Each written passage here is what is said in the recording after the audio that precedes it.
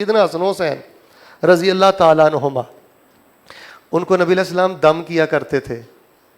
واللہ العظیم اگر چھلے، کڑے، دھاگے اور یہ منکے اور یہ ہاتھی کے دانت اگر ان چیزوں پر پھونک مارنے سے اور اگر یہ تویزات لٹکانے سے کوئی خیر ملتی ہوتی تو مجھے بتائیں نبی علیہ الصلوۃ والسلام حسن حسین سے کتنا پیار کرتے تھے. کم از کم ان کے گلے میں تو کچھ لٹکاتے.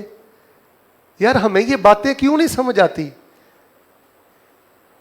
کچھ نام نہاد جال ساز عاملوں نے ہمیں دین سے دور کر لیا ہے. اور تم سے قرآن کے ذکر ان ظالموں نے چھین لیے اپنی فیسز کی وجہ سے.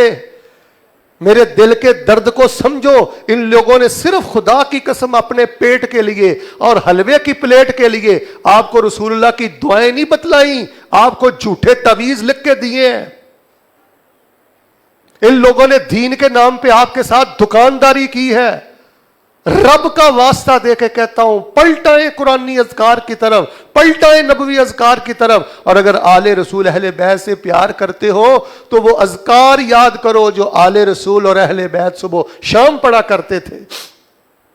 آپ کیا دم کرتے تھے؟ اعیذکما بکلمات اللہ التامات من کل شیطان وہامہ ومن کل عین لامہ.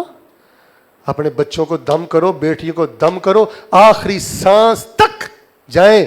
میں کبھی دعویٰ نہیں کرتا لیکن میں پورے رسوخ اور وثوق اور پورے یقین سے کہتا ہوں چھوٹی عمر سے لے کے آخر تک جب تک آپ زندہ ہیں اپنے بچوں کو یہ پڑھ کے آپ دم کرتے رہیں. انشاءاللہ ساری زندگی جادو آپ کے گھر میں نہیں آئے گا. بھائی رسول اللہ صلی اللہ علیہ وسلم نے ہمیں سب کچھ بتلایا.